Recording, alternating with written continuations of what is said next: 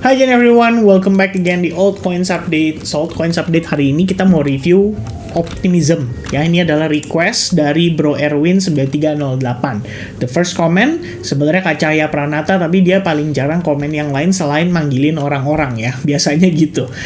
Lalu Erwin yang the first one yang komen, dia requestnya adalah Optimism token.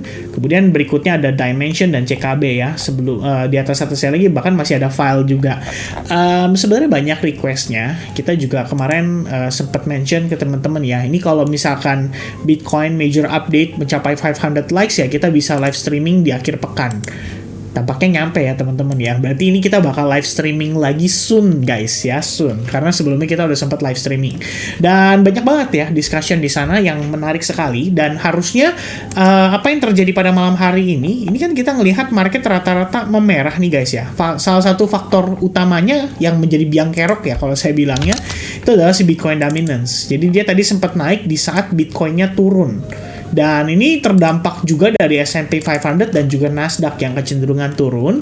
Tadi saya sempat update juga di Telegram. Saya sampaikan ya ketika dia breakout, sebenarnya ada satu concern ya, yaitu market New York itu belum benar-benar open. Jadi begitu kita ngelihat tadi New York Stock Exchange open sekitar 9.30 ya waktu Indonesia Barat, ternyata marketnya di fake out. Ya, kita ngelihat di sini.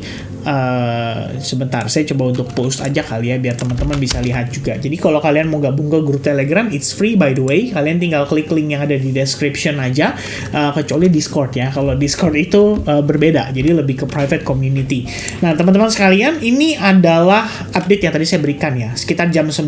BTC breaking out, tetap antisipasi di jam 9.30 sebab New York Stock Exchange open itu bisa jadi tricky dan umumnya grayscale berjualan. Kita udah tahu ini sejak beberapa momen ya sebenarnya semenjak Bitcoin ETF spot di approve, grayscale selalu jualan sih, cuman dia yang jualan gitu kan. Dan tampaknya hanya berselang 20 menitan ya atau berapa belas menit, party's not over yet. Party's not ready yet bahkan. Perlu hati-hati sebab posisi market New York sudah libur 3 hari, jadi pasti ada pending order dan bisa terexecute. Nah, pada saat momen ini terjadi, selain Bitcoin-nya reject keras dari range area 52 ribuan, karena memang di sini yang nge-sell short tuh banyak banget teman-teman, tebel. Namun, kondisi yang terjadi terakhir ini, saya pikir ini adalah liquidity sweep ya, untuk membuat para short yang early entry itu kena stop out dulu, baru kemudian marketnya turun gitu, sesuai dengan ekspektasi mereka. Jadi nggak mau dikasih profit gitu ya, ibaratnya nih, para retail trader, terutama buat yang scalping. Ya itulah makanya resiko trading menjelang New York Stock Exchange open nih dalam beberapa minggu terakhir, sejak Bitcoin ETF spot di approve sih, kita udah ngelihat ada perubahan behavior. But anyway, ini adalah a quick update biar teman-teman tahu konteksnya dulu ya, bahwa apa yang terjadi pada altcoins malam hari ini itu sebenarnya sebagai tekanan jual yang diakibatkan oleh Bitcoin juga, disertai dengan Bitcoin dominance. Jadi kalau kita ngelihat ini total market cap crypto ya, yang di luar Bitcoin dan Ethereum itu hari ini drop sekitar 22 miliar dolar ya, which is itu sekitar berapa persen nih? 4%-an ya teman-teman sekalian tadi. Cepet banget prosesnya. Ada yang exit ya, taking profit, karena kita ngelihat di sini USDT dominance-nya juga ikut nanjak, berarti ada yang exit ke USDT, kemudian nanti baru di redeploy lagi ya, dalam artian untuk dimasukin lagi ke dalam altcoins, dan nanti kita bisa lihat lagi ya kira-kira di mana yang kebagian gitu. Nah teman-teman, penting ya kalau misalkan kalian melakukan lebih banyak transaksi di altcoins, maka concern kalian harusnya di crypto total market cap di luar Bitcoin dan Ethereum, which is total 3 di sini. Dan pokoknya buat saya gini teman-teman, ini kita punya spare jarak ya sampai dengan support resistance-nya di 520 billion dollar atau 520 miliar dolar. Dan karena kita udah berhasil claim area itu sebagai support, supposed to be market itu sebenarnya punya opportunity untuk nanjak sampai up to 20% lagi. Tapi proses ini kelihatannya nggak akan cepat. Kenapa? Karena biasanya secara historical, cycle sebelumnya, yang naik duluan Bitcoin. Jadi kita ngelihat total satunya itu akan lebih signifikan dibandingkan dengan total 3. Which means kebagian money flow-nya di sini kita bisa tebak bahwa Bitcoin dominance ini menunjukkan posisinya bisa dibilang ya Bitcoin itu masih akan tetap mendominasi terlebih dahulu. Kita ngelihat nanti satu titik dia settle, baru kemudian money flow-nya keluar. Ya, momen itu terjadi, harusnya Bitcoin dominance kecenderungan turun, USDT dominance biasanya sideways, kemudian altcoins rata-rata pumping.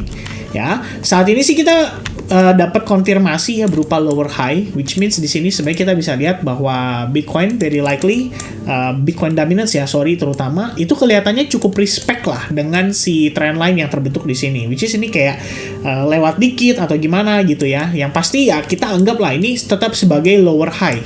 Ya, ada probabilitas Bitcoin dominance bisa turun lagi. Ini artinya masih ada sedikit ruang gerak untuk altcoins bisa kembali nanjak sedikit lebih mendominasi dibandingkan dengan Bitcoinnya. Nah, kita lihat teman-teman sekalian. Optimism ini adalah koin yang berada di jaringan Ethereum. Jadi penting buat kita ngecek juga itu adalah Ethereum dominance, which means ketika Ethereum dominance-nya udah mulai nanjak signifikan kayak gini, ini artinya biasanya kebagian money flow duluan itu adalah di jaringan-jaringan Ethereum. Jadi ada optimism, kemudian teman-teman bisa lihat mungkin ada Arbitrum, ya ini salah satunya aja teman-teman kita mentioning. Oke, Arbitrum nggak kebagian ya, kelihatannya dia malah koreksi. Kemudian Ethereum Classic umumnya itu juga ikut kebagian. Kemudian koin-koin meme juga biasanya kebagian teman-teman yang berada di jaringan Ethereum itu. Ya, tapi ini kelihatannya nggak secara merata ya. Tampaknya hari ini karena Ethereum-nya juga sama ya mengalami koreksi mengikuti perkembangan dari Bitcoin. Jadinya Ethereum sebenarnya hanya consolidate, tapi posisi beberapa altcoins yang berada di jaringannya itu nggak semuanya kebagian money flow. Sehingga optimism di sini yang tampaknya paling mendominasi di antara yang lain.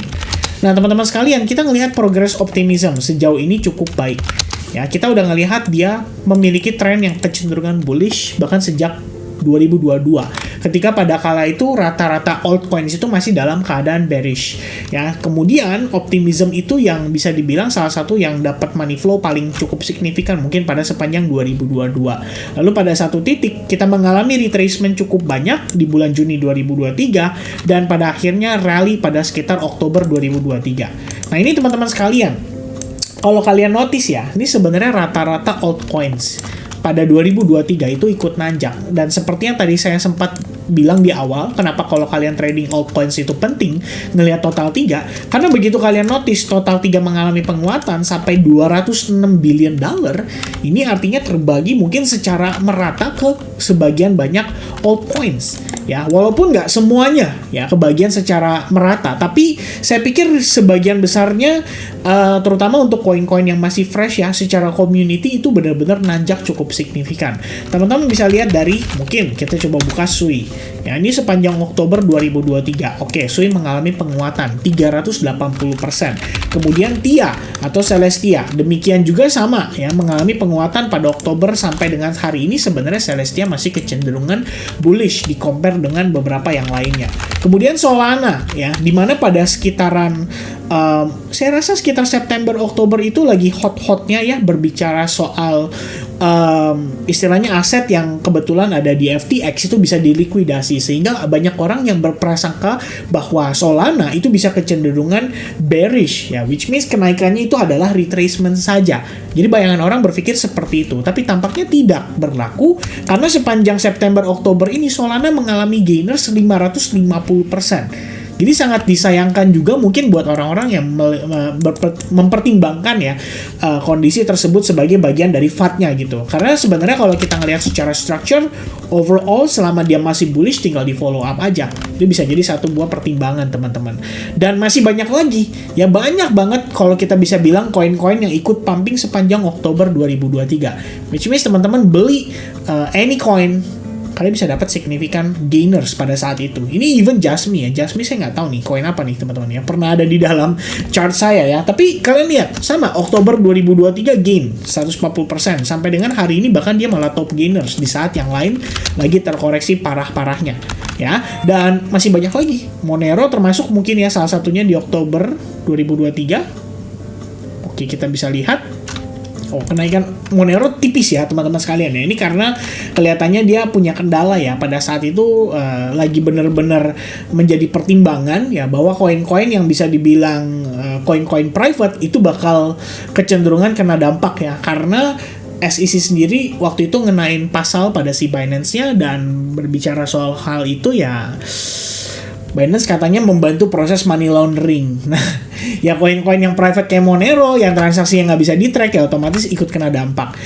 Ya, tapi itu ya teman-teman ya. Jadi maaf ya kalau misalkan agak melenceng. Hanya sebagian kecil saja yang sebenarnya nggak kebagian money flow, tapi mayoritas tuh kebagian. Jadi koin-koin besar bahkan seperti Polkadot pun sama gitu ya, ada gain sekitar 139%, which means ya harusnya rata-rata profit pada momen tersebut dari Oktober sampai Desember 2023. Nah, sekarang kita ngelihat teman-teman, optimism dengan progres saat ini, apa yang kita perlu perhatikan? Satu, optimism itu sebenarnya belum semua tokennya ter-unlock. Ya, baru sekitar 21% saja yang ter-unlock di sirkulasi supply, tapi tidak serta-merta menentukan bahwa optimism itu akan cenderung koreksi pada saat unlock. Ini banyak orang khawatir di poin ini. Dan seperti yang tadi saya jelaskan juga di Solana, teman-teman nggak tahu kan istilahnya apakah koin ini akan benar-benar bearish ya sampai dia menunjukkan adanya indikasi tersebut, which means secara structure, secara trend dia harus mengalami reversal. Dan menurut pandangan saya dengan price action yang saya lihat saat ini, optimism masih jauh dari hal tersebut. Kita bisa lihat bahwa bahkan optimism ini ongoing untuk create all time high yang baru. Nah, good newsnya datang dari time frame weekly. The first time optimism itu berhasil close di atas SNR ini, optimism itu sebenarnya sudah mempersiapkan ya untuk dia rally kembali. Ya, kenapa demikian? Teman-teman bisa lihat di sini. Sebelumnya cukup bertahan ya di bawahnya cukup lama. Once dia berhasil break, ini 1, 2, 3, 4, 5, 6, 7 candle weekly, artinya 7 pekan. Optimism berusaha untuk mempertahankan support resistance itu menjadi support, ya, bukan lagi resistance. Karena kalau misalkan dia break, kemudian dia balik bergerak di bawahnya, ini kita bisa katakan fake out. Tapi tampaknya tidak ada fake out di sana. Dan even better, pada closing minggu lalu, optimism itu sebenarnya berhasil close di atas candle close sebelumnya. Menyebabkan optimism ini sebenarnya secara body candle itu sudah berada di range all time high yang baru. Sudah sedang persiapan aja sebetulnya. Jadi secara trend time frame weekly overall kita lihat bagus. Apalagi di sini kalau kalian notice ada fair value gap yang udah ke fill.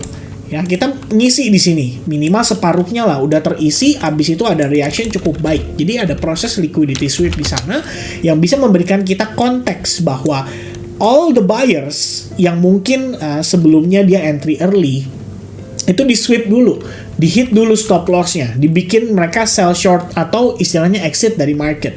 Begitu ada cukup likuiditas dimanfaatkan oleh bigger players dan dipertahankanlah level support tersebut.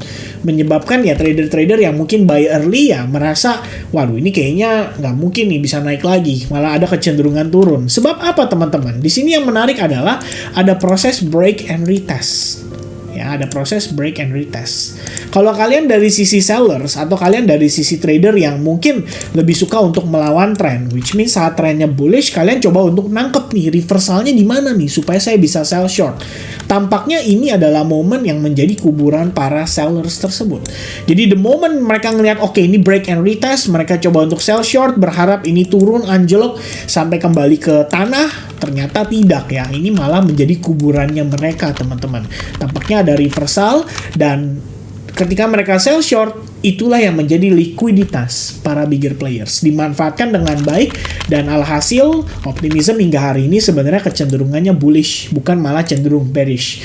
Nah, sebenarnya teman-teman, pada kala itu kita di advance group sendiri sempat nge-call ya bahwa optimism ini punya peluang tersebut untuk dia kembali rebound. Sehingga ada satu pertimbangan khusus ketika saya ngelihat pada time frame kecilnya, terutama di 4-hour time frame, kita melihat ada market structure shift, kemudian ada inducement, proses dia mengambil likuiditas lagi, ascending triangle, and then confirmation, breakout dari ascending triangle tersebut. Dan itu kita bisa lihat prosesnya di sini. Cukup clean sebetulnya. Dari fake out-nya, market structure shift-nya, pullback and retest terhadap demand-nya, hingga konfirmasi berupa chart pattern-nya. Ini benar-benar clean kalau menurut saya.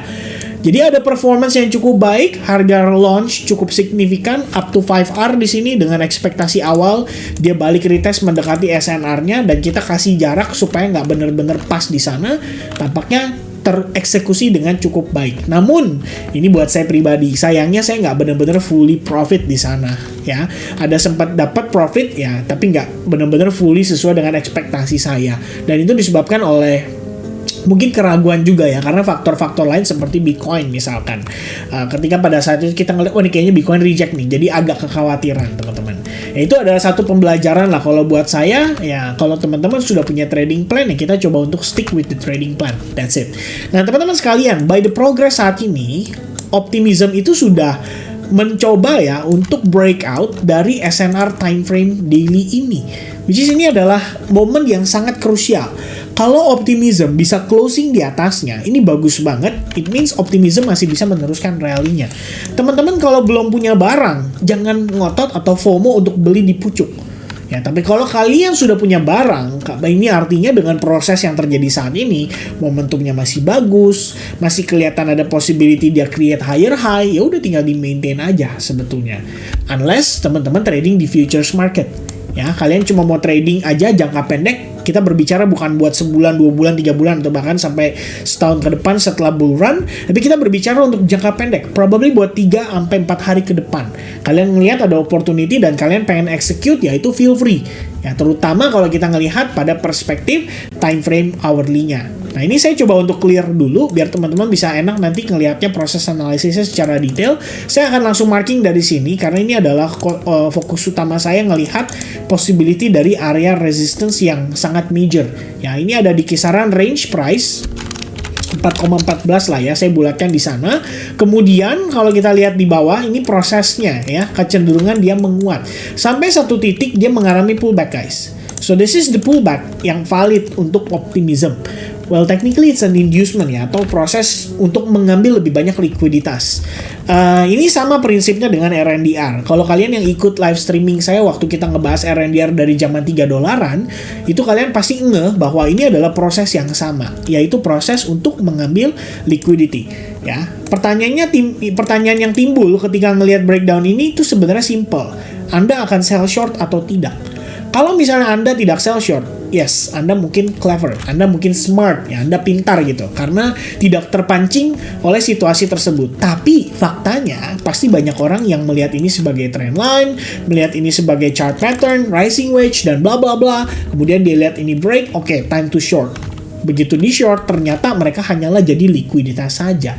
Mereka jual kepada orang yang bersedia membeli. Dan dengan harga yang dikasih discountnya mendekati range area demand yang cukup penting, kalau saya lihatnya di sini, kita dapat reaction. Kemudian dari time frame kecilnya ada proses yang namanya market structure shift terjadi cukup menarik di sana.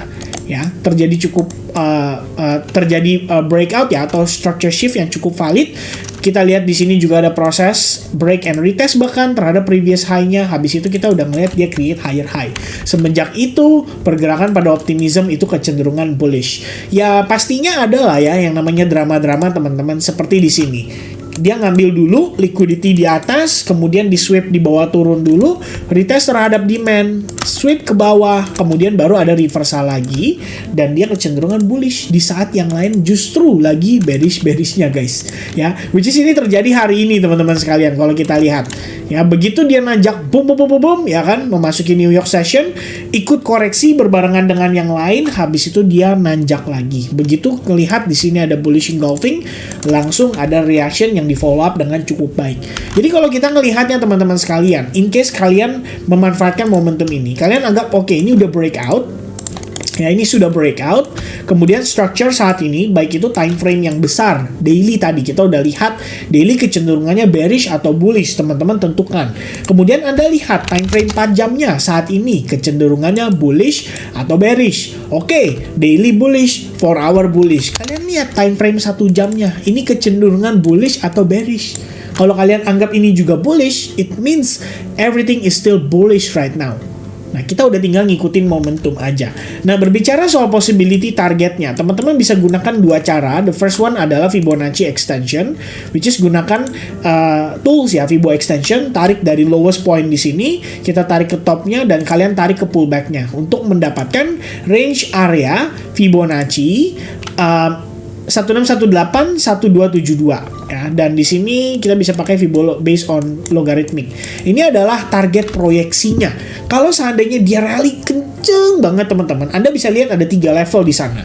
Ya, ini adalah level yang optimis kalau saya bilangnya, biasa pakai Fibo extension. Tapi kalau kalian kurang optimis, ada opsi juga kalian bisa menggunakan Fibonacci retracement. Dari top kalian tarik ke bawah. Dia sudah break dari golden ratio, artinya dia sebenarnya sudah siap untuk rally. Kalian tambahkan extended Fibo, tampaknya saya harus ganti teman-teman di sini. Oke, dari sini aja lah ya.